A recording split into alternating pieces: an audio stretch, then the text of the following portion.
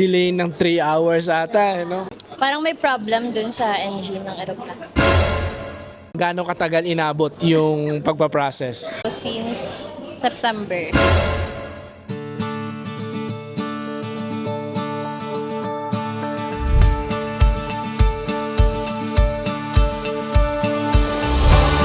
Ayan, hello Miss Kim. Welcome dito sa Dubai. So, kamusta naman ang biyahe nyo? Okay na. Delayed pero okay lang. Nakatulog ng timing. Delay ng 3 hours ata, no? 3 hours. Bakit? Bakit naging delay yung flight nyo? Kasi mabagyo dun sa atin. Tsaka parang may problem dun sa engine ng aeroplano. So, Kaya anong nangyari? pad kami ng plane. Pinalipat kayo ng plane. Ganun ang nangyari. Ito ang tanong. So, kamusta naman yung pagpaprocess ng ABA or Albabalabiyad sa mga documents mo like yung OWA, OEC at saka yung pagpipidos nyo sa Pilipinas? Okay lang, mabilis. So, gaano katagal inabot yung pagpaprocess? Sa akin kasi medyo natagalan. So, since September yung sa akin. Kasi parang may problem doon sa previous employer na in-applyan ko. So, lumipat ng bagong employer and then natagalan siya. Pero, ina-assure naman ng agency na makakapunta dito. Ayun na nga, nakapunta ka na dito kasi nandito ka na. Yes po. So, ibig sabihin September last year pa.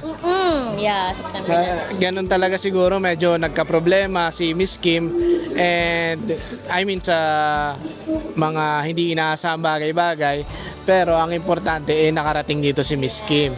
So, Delay, may may purpose naman si Lord. parang puro delay ang nangyari sa inyo Miss Kim. Kasi delay na yung medyo natagalan yung process bago ka makapunta rito tapos delay pa yung flight ni Miss Kim.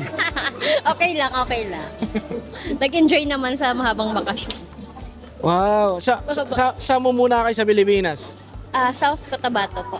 South Cotabato. Saan ba ang South Cotabato? Mindanao. Sa Mindanao. So, ibig sabihin galing pa po kayo ng Mindanao. Yes. Pero, General Santos to Manila. Manila. Kailan ko yung bumiyahe ng Manila? Yesterday po. Sa kahapon lang. So, pagod-pagod pa po talaga kayo niyan. After ng flight ko from General Santos, dumiretso agad ako ng agency. And then natulog ng ilang oras. And then flight na.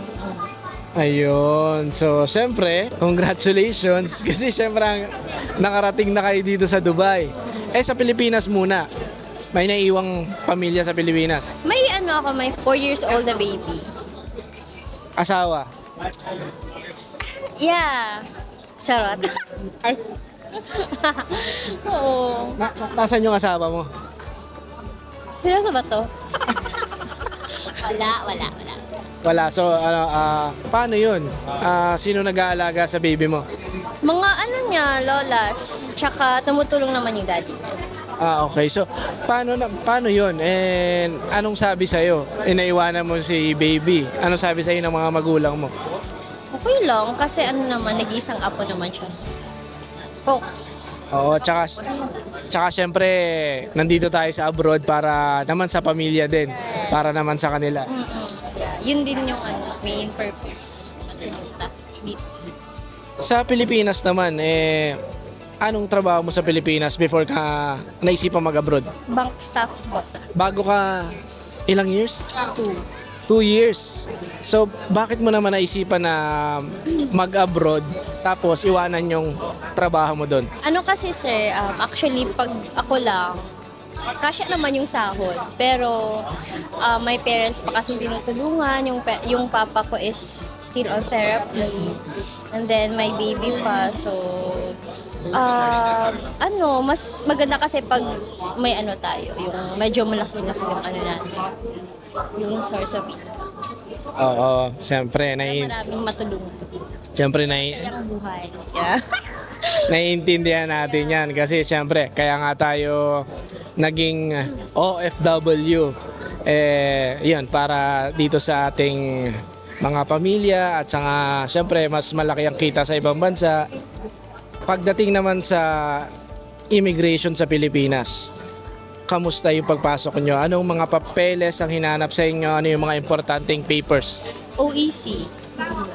Yun lang, no? Yun yung pinaka-importanteng papel. Basta lang naman. Basta kompleto lang yung documents. Mabilis lang. Sobrang smooth, wala naman naging problema. Wala na. So pagkaabot mo ng papel, pinapasok ka agad. Rekta agad. Pasok. Pasok agad. So yun, dito naman sa Dubai, ano yung ginawa mo lang? Ano yung pinasa mo? Ano lang, yung visa.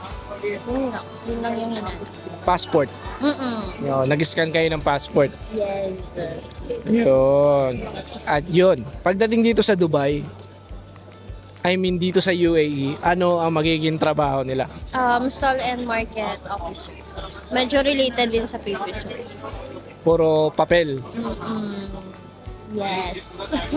Matagal na naming client tong si 99. Oo. So, may mga ilang clients na rin kami, mga ilang workers na rin kami napapunta rito. Yan. Pero yung sa iyo is medyo tumagal. September pa last year. Oh, ibang employer yun. Okay. So hindi itong employer na to. Okay. So at least nandito ka na. And syempre congratulations at sana mas maging okay ka sa UAE doon sa papasukan mo. At syempre para sa pamilya at yun. Good luck sa work. So, marerecommend mo ba yung Ababalabiad? Yeah, 1 million times. Charot. Oo, yes. Mabilis lang yung pag-process ng papers. Sino mang kausap mo dito sa... Si Sir Alejandro. Hi. Shout out. Hello there. Shout out. Yeah. Charis. So, baka gusto mo mag-shoutout to sa mga pamilya mo sa Pilipinas?